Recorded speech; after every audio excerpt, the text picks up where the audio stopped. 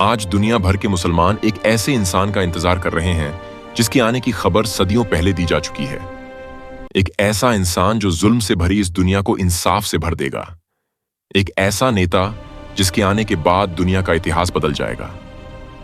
मुसलमानों को जिस शख्स का इंतजार है उन्हें कहा जाता है इमाम मेहदी। लेकिन सवाल यह है, आखिर मुसलमानों को इमाम मेहदी का इंतजार क्यों है? कौन है इमाम मेहदी और वह कब आएंगे? आज की इस वीडियो में हम जानने वाले हैं इमाम मेहदी की पूरी कहानी, उनका आगमन, उनकी पहचान और वह समय जब दुनिया फिर से इंसाफ से भर जाएगी।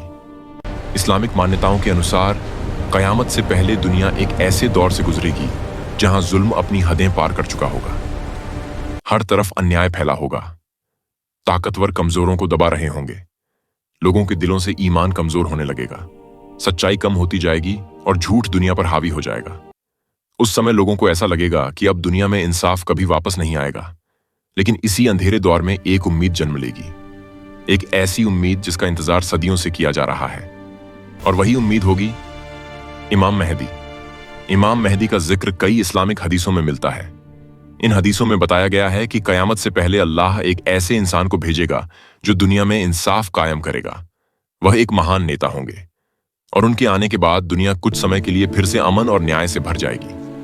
कई विद्वानों का मानना है कि इमाम मेहदी का जिक्र सीधे कुरान में नाम के साथ नहीं है, लेकिन उनके आने की खबर कई हदीसों में विस्तार से दी गई है। हदीसों के अनुसार इमाम मेहदी का नाम होगा मोहम्मद और उनके पिता का नाम होगा अब्दुल्लाह, यानी उनका नाम होगा मोहम्मद बिन अब्दुल्लाह। यह नाम ठीक वही होगा जो पैगंबर मोहम्मद सल्लल्लाहु अलैहि वसल्लम का नाम था। यह भी बताया गया है कि इमाम मेहदी नबी मोहम्मद सल्लल्लाहु अलैहि वसल्लम के वंश से होंगे। उनका संबंध होगा हजरत फातिमा यानी पैगंबर की बेटी की नस्ल से। यही वजह है कि मुसलमानों के दिलों में इमाम मेहदी के लिए एक खास सम्मान है।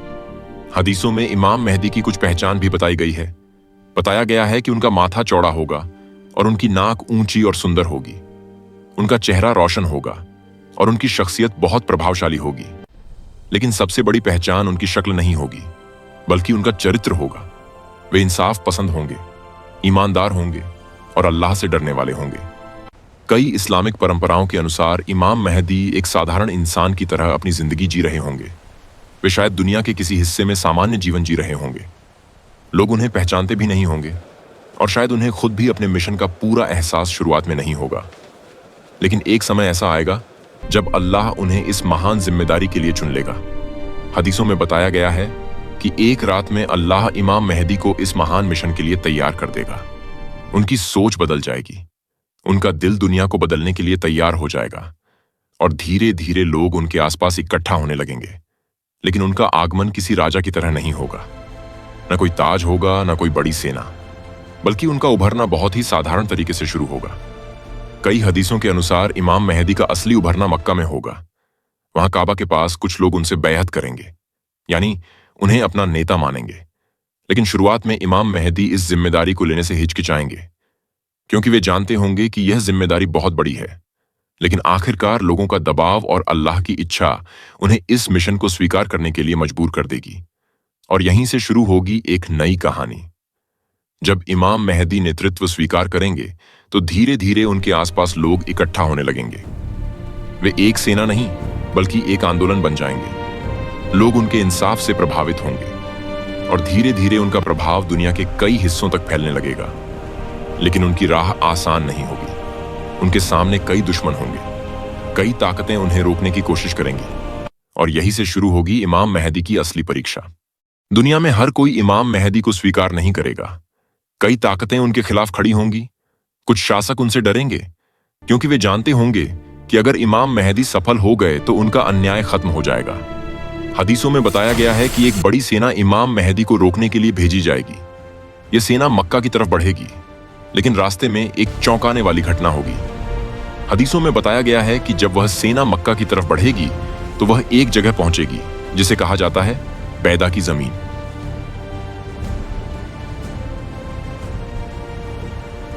और वहीं अल्लाह का एक चमत्कार होगा।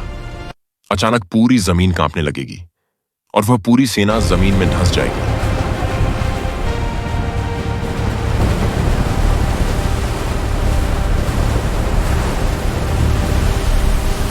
ये घटना इतनी चौंकाने वाली होगी कि पूरी दुनिया में इसकी खबर फैल जाएगी।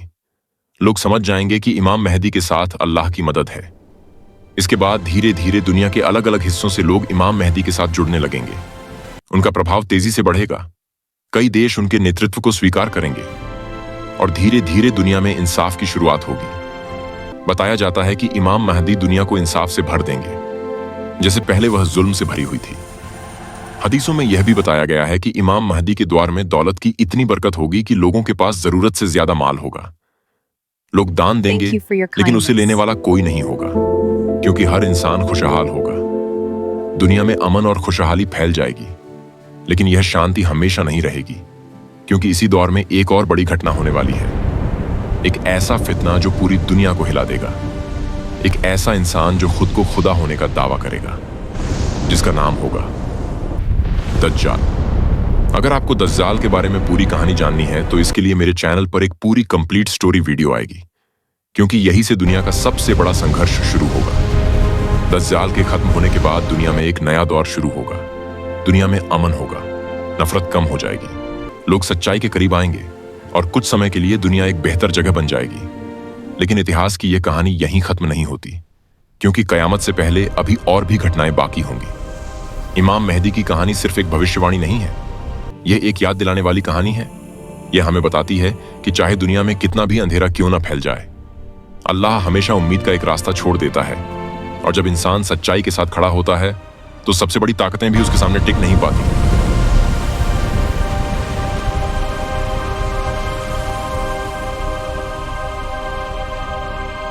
तो सवाल यह नहीं है कि इमाम मेहदी कब आएंगे, सवाल यह है जब वह समय आएगा तो हम किस तरफ खड़े होंगे, सच्चाई के साथ या झूठ के साथ।